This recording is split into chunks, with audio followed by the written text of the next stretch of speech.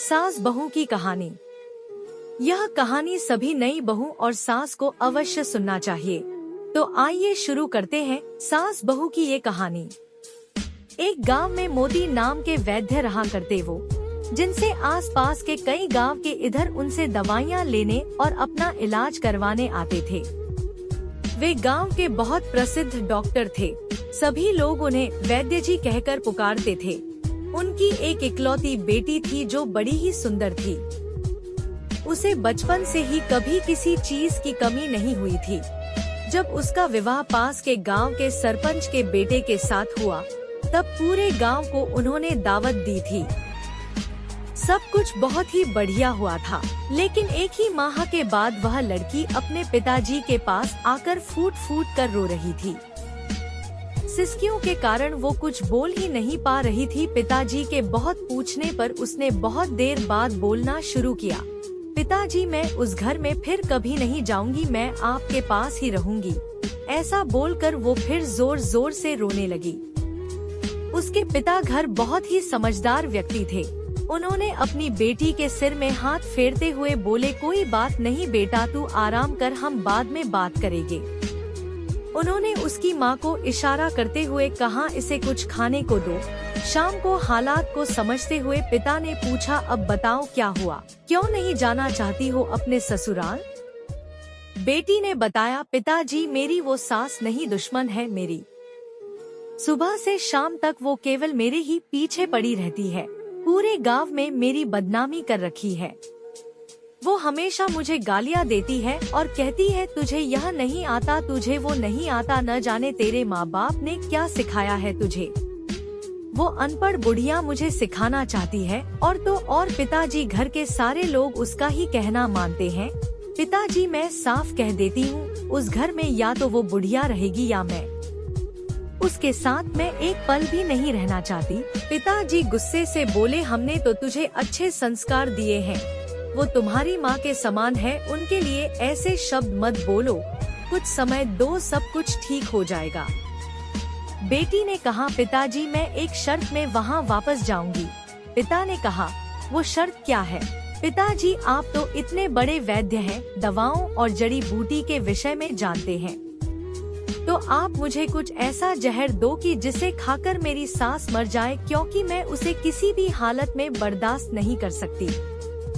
पिताजी मुस्कुराते हुए बोले, बेटा ऐसे में तो तेरे ऊपर समस्या आ जाएगी, उसके मरते ही पुलिस तुझे जेल भेज देगी। बेटी ने भी थोड़ा सोचते हुए बोली, हाँ यह तो मैं सोची ही नहीं। पिताजी ने कहा, ठीक है, मैं तुझे एक ऐसी दवा दूंगा कि उसे रोज एक एक पुड़िया खाने में मिला कर दे देना। लगभग 2 महीने में कोई भी इसे थोड़ा थोड़ा खाकर मर सकता है। इस पर कोई तुझ पर संदेह भी नहीं करेगा और तेरा काम भी हो जाएगा। बेटी के तो जैसे आँखों में चमक आ गई और कहने लगी, पापा आप कितने अच्छे हो। पिताजी ने कहा, देख किसी को शक न हो इसलिए तू उनसे लड़ना नहीं, अपनी सास के साथ बड़े प्यार से रहना। वो जो भी कहे उसे मान लेना, क्योंकि वो 2 ही महीने की मेहमान होगी। बेटी ने अपने पिताजी की सारी बातें खुशी खुशी मान और वह अपने पिताजी से जहर की पुड़िया लेकर अपने ससुराल लौट आई। अब प्लानिंग के हिसाब से रोज सासू माँ के खाने में एक एक पुड़िया मिलाकर देना शुरू की। वह बड़े प्यार से घर में रहने लगी। अब सासू यदि गाली देती तो भी बहू पर कोई असर नहीं होता, वो बहुत प्यार से जवाब देती। 1 माह तक बहू के अच्छे व्यवहार के कारण सास का भी मन बदलने लगा। अब वह अपनी बहू को गाली देना बंद कर दी और उसे बिना बात के चिल्लाना भी कम कर दी। बहू को भी लगने लगा, अब तो कुछ ही दिन की मेहमान आप, मैं अपनी सासू माँ की और सेवा कर देती हूँ। इसलिए वह रात को सासू के पैर भी दबाने लगी और सिर पर तेल भी मल देती थी। अब तो सासू माँ सारे गांव में कहते नहीं थकती कि बहू हो तो मेरी बहू जैसी, और वह अपनी बहू को अपनी बेटी से भी बढ़कर प्यार करने लगी। उसे घर का सारा अधिकार और जेवर और सब कुछ सौंपने लगी। यह सब देखकर बहू के आँख में आंसू आ गए और वह अपनी सास को अपनी माँ के जैसे प्यार करने लगी। तभी उसके मन में एक डर समाने लगा और वह उसी दिन अपने गांव मायके आई और अपने पिता से लिपटकर रोने लगी और कहने लगी, पिताजी आप कुछ भी करो लेकिन मेरी माँ को बचा लो। पिताजी ने कहा, माँ तो ठीक है, सो रही है। बेटी ने कहा, अरे मैं सासू माँ के विषय में बोल रही हूँ। पिताजी ने कहा, क्यों, क्या हुआ उनको?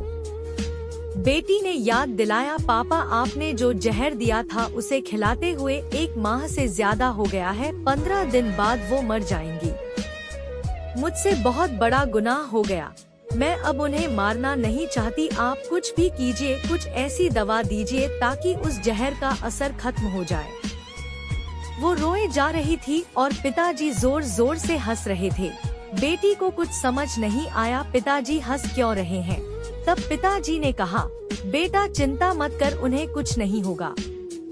मैंने जो पुड़िया तुझको दी थी वो सिर्फ काला नमक और जीरे का पाउडर था जो स्वास्थ्य के लिए लाभदायक है।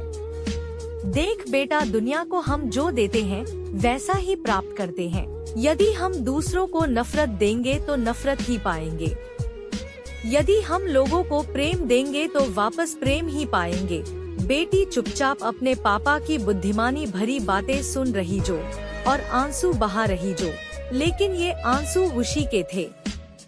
दोस्तों, यह कहानी आपको जरूर पसंद आई होगी। कृपया अपने कमेंट अवश्य लिखें ताकि हम ऐसी ही और भी कहानी वीडियो आपके लिए बना सके।